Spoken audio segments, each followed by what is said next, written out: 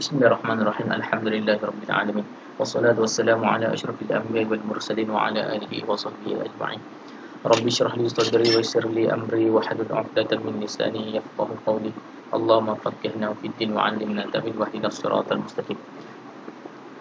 Assalamualaikum warahmatullahi taala wabarakatuh. Kaifa halukum semua kelas tahun 6 Osmanah. Okey, terlepas Ustaz tak ajar kamu, terlepas 5 Osman Ustaz tak ajar kamu. Okey, tahun ni kita bertemu kembali. Ustaz akan ajar kamu dalam madah al-fiqh, dalam madah fiqh lah. Okey, banyak tajuk dalam fiqh tu. Okey, tajuk yang pertama yang kita nak belajar pada hari ini ialah as-sawm. Sebut sama-sama. As-sawmu. Ma makna as-sawmu? Tahu dah, insya-Allah dah tahu kot, insya-Allah. Kalau solatlah kan. Kalau zakat lah. Kalau as-sawmu apa dia? As-sawmu maknanya ialah puasa. Seperti mana yang kita tahu, as-sawmu adalah puasa. Insya-Allah Ustaz rasa semua pelajar dah tahu insya-Allahnya. As-sawmu tu, kata as-sawmu tu adalah puasa. Yang mana yang tak tahu kena ambil tahu. Nanti dalam pelajaran nanti, dalam peperiksaan nanti dia dalam peperiksaan nanti sebut as-sawmu, kamu dah tak tahu apa-apa. Sekurang-kurangnya kamu dah tahu as-sawmu tu adalah puasa. Okey, kita masuk dalam ta'rif as-sawmu. Ta'rifu as-sawmu, ta'rif as-sawmu, ta'rif puasa. Ta'rif kalau dalam fiqh ni kamu kena tahulah. Dalam fiqh ni ada dua makna dia. Yang satu namanya lughatan, dari segi bahasa. Lughatan tu dari segi bahasa. Ta'rif ni dari segi bahasa, apa dia. Yang kedua istilahan. Istilahan dalam ta'rif sawmu, dari segi istilahan tu apa dia.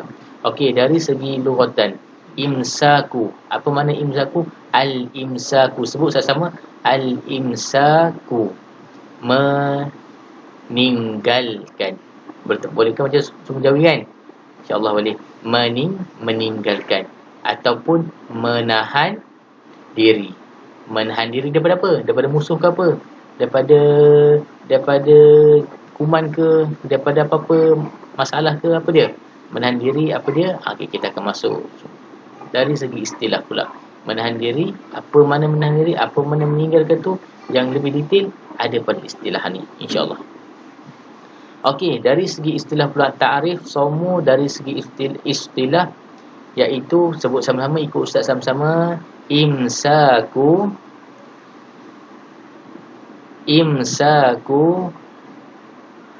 an al-mafattarati.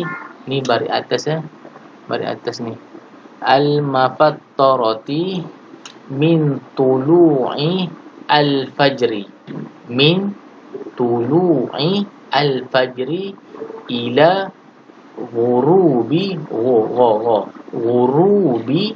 asy-syamsi binniyatin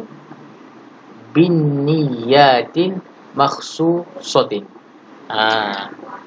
Imsaku anil al-mafattarati min tulu'i fajar ila ghurubi syamsi biniyat maksusah. Makna dia apa? Menahan diri daripada berbuka puasa. Menahan diri daripada berbuka puasa. Kalau tajuk kita masuk ni tajuk puasa. Kita tahu tajuk puasa. Menahan diri daripada berbuka puasa. Dan perkara-perkara yang membatalkan puasa. Apakah perkara-perkara yang boleh membatalkan puasa? Bermula, start daripada terbit fajar. Terbit fajar ni bila? Terbit fajar ni apabila masuknya subuh. Bila masuknya subuh, maka bermula dari situlah. Terbitnya fajar siddiq sehingga terbenamnya matahari beserta niat. Niat kena ada juga. Kalau tak ada niat, tak sah juga puasa. Kena berniat. Okey, makna dia tadi apa? Bermula daripada terbitnya fajar. Start dia, bermulanya dia subuh tu. Bila masuknya waktu subuh, jangan kira azan. Kadang-kadang azan ni ada setengah cepat, bila masuknya waktu tu azan. Ada azan yang lambat sikit. Macam tu lah. Awal sangat tak ada lah. Tapi ada azan, ada masjid yang agak lambat 2-3 minit. Walanya waktu tu dah masuk. Tapi dia azan lambat sikit. Mungkin dia subhanallah dulu kan. Padahal sebenarnya masa dekat subhanallah tu dah masuk azan. Kita makan lagi waktu tu. Batal puasa kita. Sebabnya sebenarnya waktu subhanallah tu dia baru subuh dah masuk. Dah sampainya waktu subuh, dah masuknya waktu subuh. Tetapi dia mungkin ada masalah mic apa semua, dia baru subhanallah. Sebenarnya subhanallah tu dah dalam waktu subuh dah. Kita dengar belum azan lagi, baru subhanallah. Belum Allah Akbar lagi. Kita makan juga, kita teruskan makan juga. Maka puasa kita batal. Okey, bermula daripada terbitnya fajar. Maksudnya waktu subuh tu sehingga terbenamnya matahari. Terbenamnya matahari bila? Terbenamnya matahari bila? Terbenamnya matahari kalau kita tengok subuh terbit. Bila terbenam tu nak malam lah. Mana nak malam lah. Nak malam ni sembahyang apa? Sembahyang maghrib. Bila masuknya waktu maghrib, barulah kita boleh berbuka puasa. Tempoh dia masuk subuh, masuknya maghrib. Dalam tempoh tu kita kena menahan diri. Menahan diri daripada apa? Daripada perkara-perkara yang boleh membatalkan puasa kita. Kali ni kita dalam tajuk berpuasa. Puasa. Tak kisahlah puasa apa-apa sekalipun. Puasa sunat ke, puasa wajib. Tapi dalam tajuk puasa. Puasa sunat ke, puasa Ramadan ke, puasa sunat Isnin Khamis ke, tak kisahlah. Asalkan nama berpuasa, kita mesti menahan diri. Menahan diri daripada apa? Perkara-perkara yang boleh membatalkan puasa. Bila dia bermula daripada masuknya waktu subuh sehingga masuknya waktu maghrib. Terbitnya fajar siddiq sehingga terbenamnya matahari. Orang dulu dia tak ada jam. Orang dulu zaman 30-an 50-an dulu dia tak ada jam. Jadi masa dia ukur melalui matahari, melalui bintang, tapi kebanyakan melalui matahari berserta dengan niat wajib. Kalau tak berniat maka tak sahlah sembahyang semuanya. Innamal a'malu binniyat. Semua pekerjaan itu bermula dengan niat. Okey. Tu takrif puasa tadi tu. Takrif puasa. Okey. Yang kedua pula kita masuk bahagian aqsamu as-saumi arba'atun. Apa dia? Aqsam. Ustaz Arab kelas tahun 6 ni dah tahulah apa makna aqsam tu kan. Jadi Ustaz bagilah juga terjemahan dia. Sepatutnya Ustaz tak bagi terjemahan. Tapi PKP ni belajar macam ni kan. Ustaz bagi juga terjemahan dia. Aqsamu tu apa makna dia? Bahagian. Aqsam. Contohnya dalam peperiksaan ada sebut kam aqsamu. Kam tu apa? Kam tu apa dia? Kam tu makna dia berapakah? Kam. Berapakah aqsamu as-saumi as-saumi? Berapakah bahagian saum? Berapa? Jawapan dia 4. Contoh kalau soalan dia tanya macam itulah. Kalau kam, sebab tu saya nak kamu tahu juga. Mana-mana ni kena tahu. Dia sebut aqsam, dah tahu bahagian. As-saumu, puasa. Arba'ah, 4. Macam tu. Kamu kena tahu. Makna-makna dia kena tahu. Jangan kamu tak ambil hirau tentang makna tersebut. Okey? Nanti dalam peperiksaan, sebab dalam peperiksaan tak ada makna. Tak ada makna. Kullu fil lughatu arabiyyah. Okey, tu dia. Aqsamu as-saumi arba'ah. Bahagian puasa ada 4. Bahagian puasa ada 4. Bahagian puasa ni. Bahagian puasa. Aqsam as-saumi. Bahagian puasa ada 4. Wahid, isnain, salas, arba'ah. Okey. Bahagian puasa ada 4. Yang pertama, wajib. Wajib ni apa? Wajib ni kita kena wajib buat lah. Kita kena wajib buat. Kalau tak buat, dapat dosa. Kalau kita tinggalkan, dapat dosa. Bila kita buat, dapat pahala. Bila kita tinggalkan, dapat dosa. Wajib buat lah. Okey, mandub. Mandub ni apa dia? Mana? Ustaz tak tulis mana ni. Kamu kena ingat sini tau. Mandub ni apa dia? Mandub ni fi makna sunat. Sunat. Apa dia? Bukan khatan tu, bukan sunat khatan tu. Sunnah, sunat. Sunnah, sunat. Sunat ni makna dia apa? Makna dia sunat ni makna dia makna dia apa dia? Kalau kita buat dapat pahala. Kalau kita tak buat tak dapat apa-apa. Tu dia makna dia. Makna sunat. Nah, tu makna sunat Yang ketiga, makruh. Makruh. Makruh ni perkara yang Allah tidak sukalah. Makruh ni sebab apa? Sebab makruh ni sebab perkara yang Allah tidak suka. Perkara yang makruh ni perkara yang Allah tak suka. Yang keempat adalah haram. Haram ni apa dia? Haram ni berdosa lah. Perkara yang haram, perkara yang boleh mendatangkan dosa. Kalau perkara haram ni, kalau haram ni dia haram ni terbalik dengan wajib. Haram ni terbalik dengan wajib.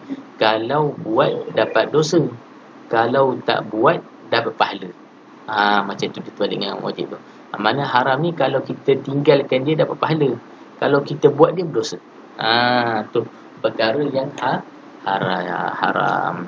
Okey, tu ingat bahagian saum ada 4. Kalau dia tanya kam aksam as-saum wa uzkur, dan sebutkan.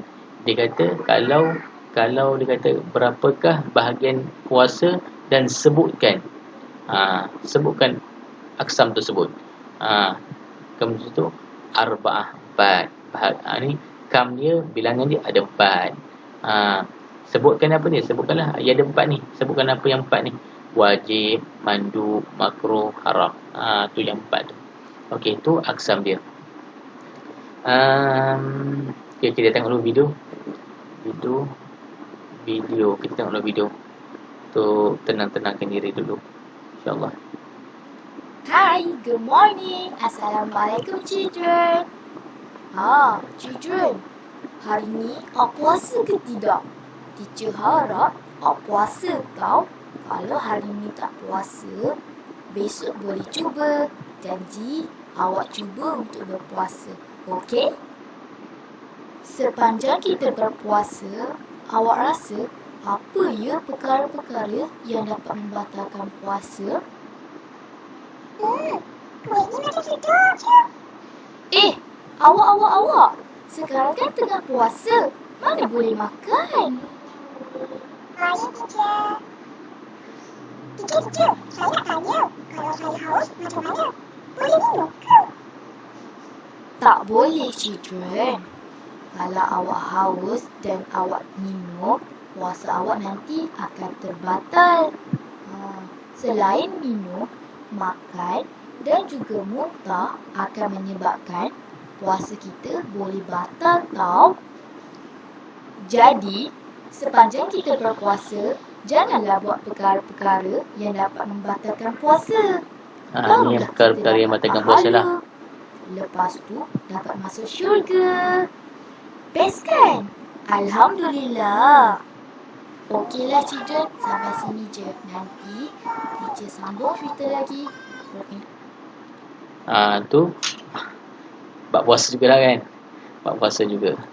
Okey. Perkara yang membatalkan puasa dia yang disebutkan tadi. Itu nanti kita akan masuk di kemudian nanti. Pelajaran yang akan datang, InsyaAllah. Okey, kita masuk pula bahagian wajib tadi kan. Okey, aksam saum ada berapa? Aksam saum ada 4. Yang pertama tadi apa? Aksam saum tadi yang pertama tadi apa? Cuba ingat balik. Yang pertama wajib, yang kedua mandub, yang ketiga makruh, yang keempat haram. Okey.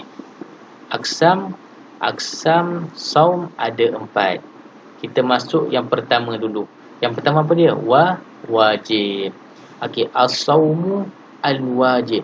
Puasa yang wajib. Puasa yang wajib. Puasa yang wajib. Puasa apa yang wajib ni? Yang Allah suruh dekat kita ni. Yang Allah tetapkan dah dekat kita. Bila berlaku apa-apa ataupun bila sampainya bila tibanya masa dia, kita kena buat. Kalau tak buat, kita berdosa. Kau saya cakap tadi kan, wajib, bila wajib kita buat dapat pahala, bila kita tak buat dapat dosa. Bila kita tak buat dapat dosa, bila kita buat dapat pahala. Tu wajib. Maknanya nak tak nak kita kena puasa. Contoh macam semayang lah. Semayang fardu. Bila semayang fardu ni kita tinggalkan sengaja, kita akan dapat dosa. Tapi sekiranya kita buat, kita kerjakan sembahyang tersebut, kita dapat pahala. Puasa dan solat ni masuk dalam kategori yang sama, iaitu wajib. Okey, kategori yang sama iaitu wajib.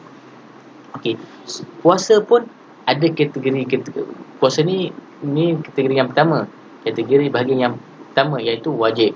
Dalam wajib tu pula ada beberapa puasa yang wajib kita kena buat. Bila sampai waktu dia, kita wajib kena buat. Macam contohlah kan, solat tu wajib. Tapi solat apa yang wajib? Ada 5 solat wajib. Zuhur, asar, maghrib, isyak, subuh. Tu yang wajib. Macam puasa juga. Puasa pun ada yang wajib. Solat pun 5 tu wajib. Puasa 4 yang wajib. Okey. Yang pertama kita ambil Ramadan dulu lah. Yang ni dulu. Yang ni dulu. So yang ni Ramadan kebanyakan semua tahu. Kita ambil yang pertama dulu. Yang pertama as-saumu Ramadan. Bila sampainya bulan Ramadan. Tahun ni bulan 4. Bulan 4 insya-Allah kita akan bermulanya Ramadan. Jadi bila sampainya bulan Ramadan, bermulalah sampainya hukum ke atas kita, iaitu wajib untuk kita menunaikan dia. Kita wajib ni maknanya apa dia? Maknanya kalau kita tidak ada keuzuran apa-apa, kita wajib melakukan dia. Kalau kita tak sakit, sihat apa-apa, kita tak puasa, maka berdosa kita. InsyaAllah kita tahun ni kita akan buat puasa. Kamu tahun 6. Ustaz rasa kebanyakan dia dah baligh insyaAllah rasanya. Kalau perempuan tu, biasa perempuan lebih cepat baligh. Bila dah baligh, kamu wajib lakukan puasa tersebut. Bila kamu dah baligh, kamu wajib lakukan puasa tersebut. Kenapa? Sebab bila kamu dah baligh, tanggungjawab dosa pahala ke atas diri kamu sendiri, bukan lagi ditanggung oleh kedua bapa kamu. Kamu diwajibkan berpuasa. Kalau kamu tak berpuasa, berdosa kamu. Okey, baik. Itu puasa Ramadan. Puasa Ramadan ni nak tak nak kita kena puasa. Yang kedua puasa qada. Puasa qada. Contoh dia, kalau puasa Ramadan, puasa qada ni berkaitan dengan puasa Ramadan lah. Kalau contohnya puasa Ramadan, dalam bulan Ramadan tu kamu ada demam, sakit yang kamu menyebabkan kamu tak boleh puasa. Kamu ni umum lah kan. Ini contoh yang umum. Contohnya kamu tak boleh berpuasa. Sebab sakit, demam, sebab nak kena makan ubat apa semua. Bila kamu tinggalkan satu puasa, kamu kena ganti satu. Bila kamu tinggal 2, kamu kena ganti 2, macam tu. Bukan kalau kamu tertinggal 10, kamu ganti 1, tak boleh. Kamu kena, bila kamu tinggal puasa Ramadan tu 2 hari, kamu kena puasa juga 2 hari. Kena ganti balik 2 hari. Kalau kamu tinggal puasa Ramadan 5 hari, kena ganti balik puasa Ramadan tersebut 5 hari. Tak boleh tinggal 5 buat 2, tak boleh. Tu contoh dia kalau kamu sakit. Contoh pula untuk perempuan special. Untuk perempuan, contohnya dia datang haid pada bulan Ramadan. Contohnya bulan Ramadan, perempuan ni biasa datang haid selama 5 hari ke 7 hari ataupun ke 9 hari, normal lah. Kalau yang sakit tu ada yang ada yang putus-putus haid, ada yang ada yang tersangkut-sangkut haid, ataupun ada yang masih lama. Contohnya dalam 14 hari baru diputus haid dia. Tu lain cerita. Yang tu pun kena ganti juga. Kalau 14 hari dah.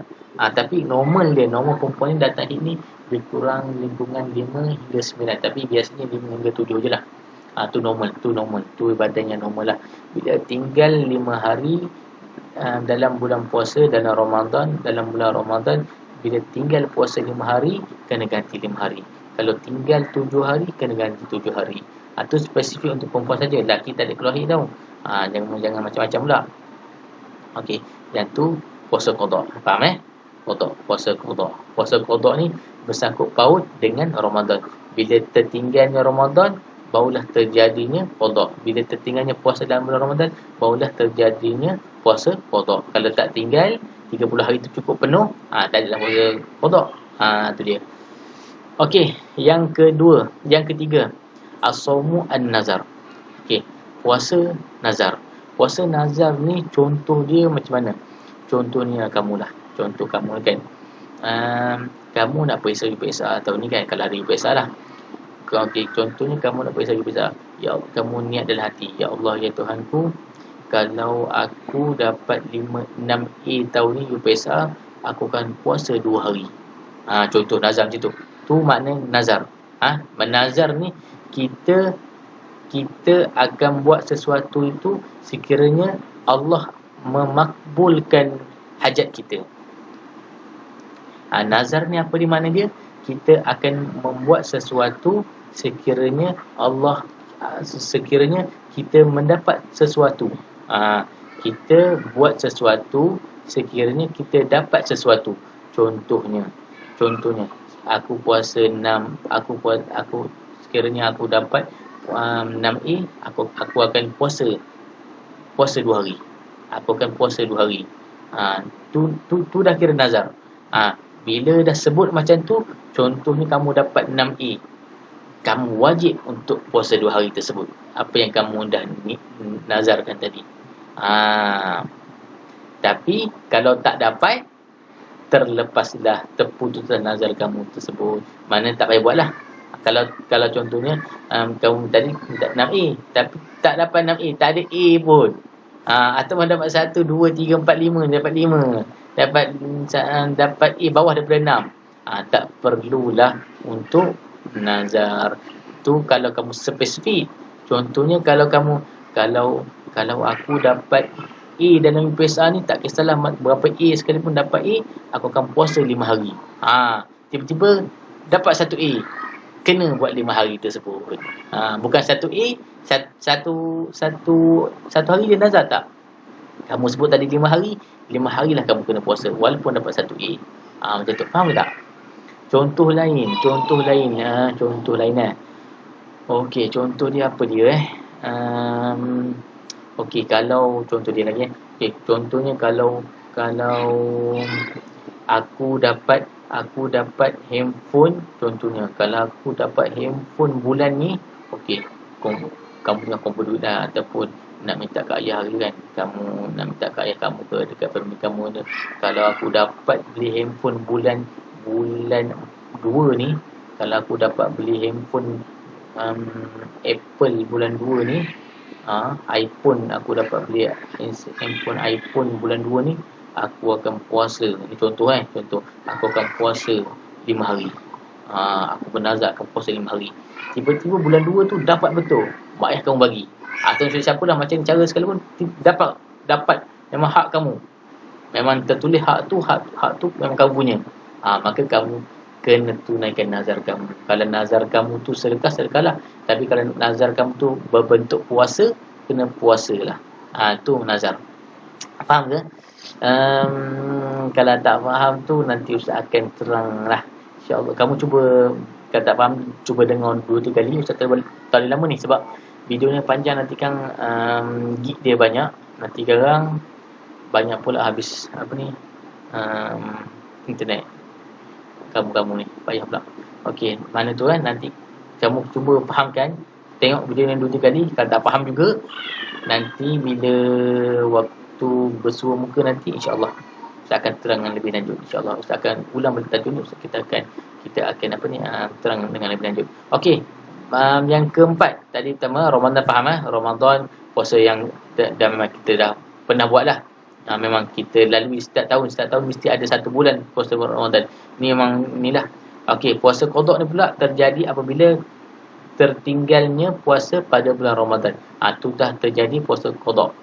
Tu terjadi puasa qada. Nazar ni tadi kita puasa nazar.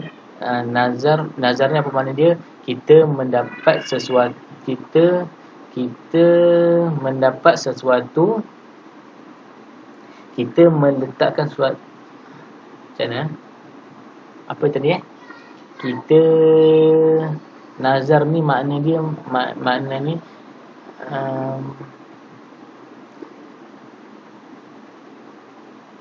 nazar ni apa makna dia? Nazar ni kita meletakkan sesuatu, kita meletakkan sesuatu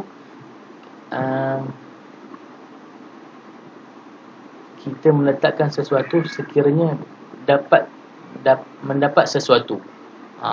Tu.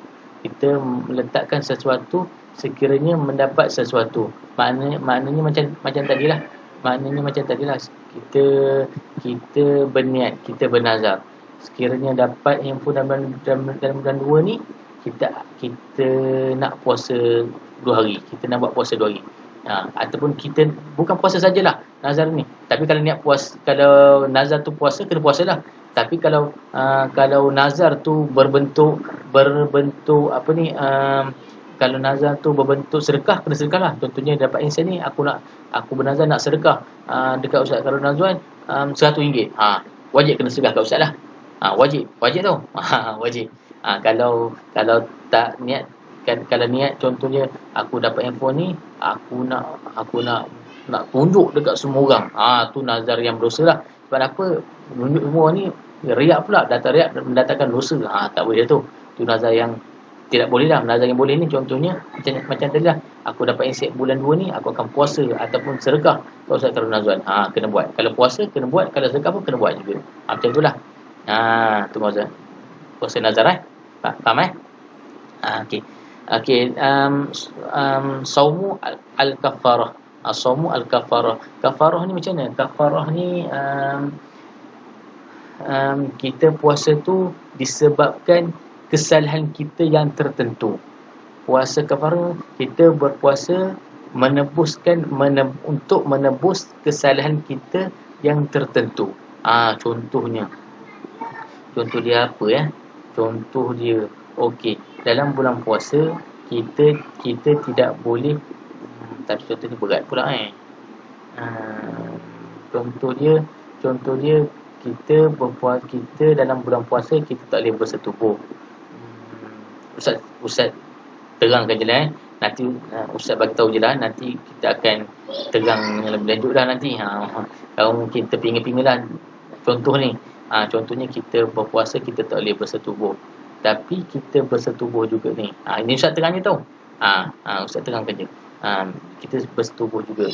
Bila setubuh juga tu, kita dah melakukan kesalahan. Puasa kita dah confirm batal, tetapi kita dah melakukan kesalahan yang besar. Bila kita dah melakukan kesalahan yang besar, kita hukuman yang Allah suruh kita buat ialah kita mesti melakukan puasa kafarah selama 2 bulan berturut-turut. Nanti Ustaz terang balik semula lah. Apa contoh dia yang terbaik untuk kamu ni. Okey, itu saja. Contoh macam haji pun sama juga. Contohnya kita kena bayar dam semuanya. Nanti Ustaz bagi tahu contoh yang terbaik untuk kamu. Nanti Ustaz fikirkan contoh dia. Okey, itu saja.